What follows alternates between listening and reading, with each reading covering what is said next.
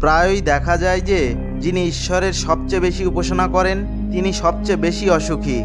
যেখানে একজন নাস্তিক যিনি ঈশ্বরের বিশ্বাস করেন না, সে কখনোই পূজা করে না, কখনো সাধুদের সাথে মেলামেশা করে না, এইসব দেখে মনে হয় ভগবান ভুল, ঈশ্বরের ন্যায় বিচার ভুল।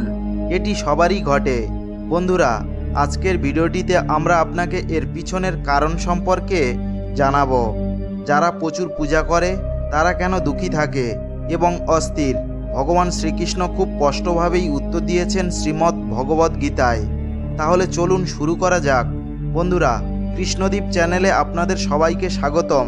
আপনি যদি ভগবান শ্রীকৃষ্ণের ভক্ত হন তাহলে কমেন্টে অবশ্যই জয় শ্রীকৃষ্ণ লিখুন। অর্জুন ভগবান শ্রীকৃষ্ণকে জিজ্ঞাসা করলেন, মাধব, যারা পূজা করে তারা বেশিরভাগ ক্ষেত্রেই দুঃখী এবং অস্থির, এর পিছনের কারণ কি? অথচ যারা ভগবানের নাম পর্যন্ত নেন না, ঈশ্বরকে একটু স্মরণ করেও না, সেই ব্যক্তি সর্বদা সুখী। এর পিছনের রহস্য আমাকে ব্যাখ্যা করার চেষ্টা করুন। তারপর প্রভু শ্রীকৃষ্ণ অর্জুনকে একটি ছোট্ট গল্পের মাধ্যমে উত্তর দিয়েছিলেন। আমাদের সেই গল্পটি জানা যাক। একজন গুরুর দুইজন শিষ্য ছিলেন, দুজনেই ছিলেন শিক্ষিত পণ্ডিত। তাদের মধ্যে পার্থক্য ছিল একজন ঈশ্বরের বিশ্বাসী এবং অন্যজন নাস্তিক, যিনি ঈশ্বরের বিশ্বাস করত না। যেখানেই ঈশ্বরের সৎসঙ্গ ছিল, যেখানেই ভক্তদের ভজন থাকত, সেখানেই ঈশ্বরের বিশ্বাসী শিষ্য পৌঁছে যেতেন। দ্বিতীয় শিষ্য এই সমস্ত জিনিস থেকে দূরে ছিল। তিনি নিয়মিত মদ্যপান করতেন এবং পতিতাদের কাছে মাথা নত করতেন। সমস্ত খারাপ অভ্যাস তার মধ্যেই বর্তমান ছিল। একদিন মদ খেয়ে হাঁটতে হাঁটতে বাড়ির দিকে যাচ্ছিলেন। হঠাৎ সে টাকা ভর্তি একটি ব্যাগ রাস্তায় দেখতে পায়। তখন তার খুশির সীমা নেই। সে জোরে চিৎকার করে সবাইকে বলল যে আজ সে টাকা ভর্তি ব্যাগ পেয়েছে, আমি এই টাকা দিয়ে আমার জীবনের চাহিদা পূরণ করব। একই বন্ধু মন্দির থেকে ভজন করে নিজ বাড়িতে যাচ্ছিলেন। হঠাৎ করে একটি বড় কাঁটা তার পায়ে বিঁধে যায় এবং রক্ত বের হতে থাকে। একই সময় সেখানে উপস্থিত হলেন আরও এক শিষ্য এবং হাসতে হাসতে বলতে লাগলেন, তুমিও সবচেয়ে বেশি ঈশ্বরের উপাসনা করো, ঈশ্বর তোমাকে কি দিলেন? আমার দিকে তাকাও। আমার কোনোদিন মন্দিরে যাওয়া হয়নি, আমার বাড়িতে কোনো মন্দির নেই, আমি কখনো ঈশ্বরের সামনে মাথা নত করিনি। তবুও আমি অনেক সমৃদ্ধ, আমি ধনী, অর্থের অভাব আমার কাছে নেই, সবচেয়ে সুখী জীবন আমারই আছে। উত্তম শিষ্য তার কথায় কষ্ট পেতে লাগলেন। সে মনে মনে ভাবল, হ্যাঁ, সত্যিই বলেছ, আমি এত পূজা করি আর তুমি কিছুই করো না, তবু তুমিও এত খুশি। এই ভেবে সে তার গুরুর কাছে গেল এবং সে একই প্রশ্ন গুরুকে করল। গুরুজি হাসি মুখে বললেন, ভগবান যা করেন ভালোর জন্যই করেন। ঈশ্বর প্রত্যেককে সামর্থ্য অনুযায়ী ফল দেয়। এখন আপনি আপনার প্রশ্নের উত্তর জানেন। কেন ঈশ্বর আপনার পা কাঁটা দিয়ে স্পর্শ করলেন এবং অন্য শিষ্য কেন টাকার ব্যাগ খুঁজে পেলেন? শোনো, তুমি পূর্বজন্মে অনেক পাপ করেছিলে, তাই আজ তোমার মৃত্যু হতে চলেছে। তুমি মন্দিরে গিয়েছিলে বলে তুমি রক্ষা পেয়েছ, কারণ তুমি ঈশ্বরের উপাসনা করেছিলে। এই একটাই কারণে তোমার মৃত্যু হয়নি, শুধু একটি কাঁটার কামড় তোমাকে বিদ্ধ করেছে। এবার তোমার বন্ধুর কথা বলি। পূর্বজন্মে তিনি একজন সাধক ও মহাপুরুষ ছিলেন, তাই তার ভাগ্য পরিবর্তন হতে চলেছে। তিনি কোটি টাকার সম্পত্তির মালিক হতে চলেছেন। কিন্তু এই জীবনে তিনি কোনো ভালো কাজ করেননি, তাই তার পূর্বজন্মের ফলাফল অনুসারে তিনি সামান্য অর্থ পেয়েছেন, যেখানে তিনি হতে চলেছেন কোটি টাকার সম্পত্তির মালিক।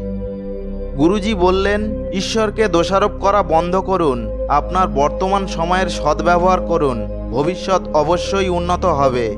এইভাবে তার চোখ খুলে গেল। তিনি আবার পূজা শুরু করলেন। সময়চক্র খুব দ্রুত চলে, তাই নিজের ক্ষমতা এবং সম্পদকে নিয়ে গর্ব করবেন না। জীবনে আপনার কথাবার্তাকে নিয়ন্ত্রণ করা অপরিহার্য, কারণ কথার দ্বারা সৃষ্ট ক্ষত কখনো সারানো যায় না। জীবনে কখনো সুযোগ পেলে কারো জন্য সারথি হওয়াটা স্বার্থপর নয়। যেমন দুধে জল মেশালে তা দুধের মতোই হয়, একই রকম কাদার সাথে জল মেশালে তা কাদায় পরিণত হবে। সর্বদা যা সঠিক তা করুন এবং যা সহজ তা করবেন না। ঘনিষ্ঠতা এবং দারিদ্রতা দ্বারা শেখানো পাঠ একজন ব্যক্তিকে ভেতর থেকে পরিবর্তন করতে বাধ্য করে। আপনি যেভাবে কথা বলেন সেইভাবেই শুনতে ভালোবাসেন, ঈশ্বরকে আপনার সবচেয়ে কাছের বন্ধু করুন, কারণ সমগ্র বিশ্ব আপনাকে ছেড়ে চলে গেলেও একমাত্র ঈশ্বর আপনাকে সমর্থন করেন। যারা আপনাকে সাহায্য করেন, আপনাকে সৃষ্টি করতে অনুপ্রাণিত করেন এবং আপনাকে তার দায়িত্ব হিসাবে গ্রহণ করেন, যিনি আপনাকে নিজের মনে করেন এবং আপনার যত্ন নেন, সর্বদা তাদের সাথে বন্ধুত্ব বজায় রাখুন। যারা রাজপ্রাসাদেও কান্না করে, ভাগ্য ও সুখ হাসির সাথে কুঁড়ে ঘর অনুরণিত হয়। বিশ্বাসের শক্তি আছে একটি ধ্বংসপ্রাপ্ত পৃথিবীতে আলো আনার। বিশ্বাস একটি পাথরকে ঈশ্বরে পরিণত করতে পারে এবং বিশ্বাস ঈশ্বরের তৈরি একজন মানুষকে পাথরের হৃদয়ে পরিণত করতে পারে। সর্বদা আপনার লক্ষ্যে আপনার শক্তির সর্বোচ্চ ফোকাস করুন। জীবনে এতটাই সফল হওয়া ভালো যে একদিন আপনাকে অন্য কেউ ছেড়ে যাওয়ার জন্য অনুশোচনা করবেন। একজন সফল ব্যক্তির উজ্জ্বলতা মানুষের কাছে দৃশ্যমান। কত অন্ধকার সে দেখেছে কেউ তা জানে না। স্বপ্ন যদি সত্যি না হয় তাহলে পথ বদলান। ঈশ্বর নিজেই আপনার কষ্ট দূর করবেন। মনে রাখবেন, ঈশ্বরের কাছ থেকে কখনো আশা ছেড়ে দেবেন না এবং বিশ্বাসঘাতক মানুষের কাছ থেকে কখনো আশা করবেন না। সুখ আর দুঃখ হলো একটি মুদ্রার দুই পিঠ। যেখানে সুখ থাকবে সেখানেই দুঃখ থাকবে, আর যেখানে দুঃখ আছে সেখানেই সুখ থাকবে। তাই দুঃখের চেয়ে সুখ বড়। চিন্তা না করে আপনার লক্ষ্য অর্জনের চেষ্টা চালিয়ে যাওয়া উচিত। একটি কথা সর্বদা মনে রাখবেন, আপনি কারোর সামনে অনুনয় বিনয় করে ভালোবাসা বা সম্মান পাওয়ার চেষ্টা করবেন না। আপনার আত্মসম্মান বাঁচিয়ে রাখুন। যদি কেউ আপনার ভাগ্যে থাকে তবে সে নিজেই আপনার কাছে আসবে। শুধু নিজেকে এগিয়ে নিয়ে যাও। জীবনের প্রতি একগুঁয়ে হও। কখনো সবার কাছে মাথা নত করো না। একদিন জেতার অভ্যাস ঠিক হয়ে যাবে। কেবলমাত্র দুটি জিনিস মানুষের ভাগ্য তৈরি করে। প্রথমত, যদি আপনি প্রকৃত ধার্মিক হন বা আপনার মধ্যে নম্রতা এবং আপনার বন্ধু থাকে, তবে আপনার ভাগ্য উজ্জ্বল হবে। দ্বিতীয়ত, যদি আপনার স্বভাব রাগান্বিত হয়, আপনি যদি অলস হন, তবে আপনার ভাগ্য অনিবার্য নয়। সেই কারণেই আপনি আপনার স্বভাবকে মিষ্টি এবং আকর্ষণীয় করে তুলুন। ভুলে যাওয়া যদি ভুল হয়, তাহলে একটি শিশু 2.5 বছর বয়সে শেখে কিভাবে, কখন, কোথায়, কতটা বলতে হবে। যে বুঝতে পেরেছে তাকে সফল হতে কেউ দোলা দিতে পারবে না। বাবার চেয়ে বড় উপদেষ্টা আর কেউ নেই, মায়ের চেয়ে বড় পৃথিবী আর কেউ নেই, ভাইয়ের কোনো অংশীদার নেই এবং বোনের চেয়ে বড় কোনো শুভাকাঙ্ক্ষী কেউ নেই।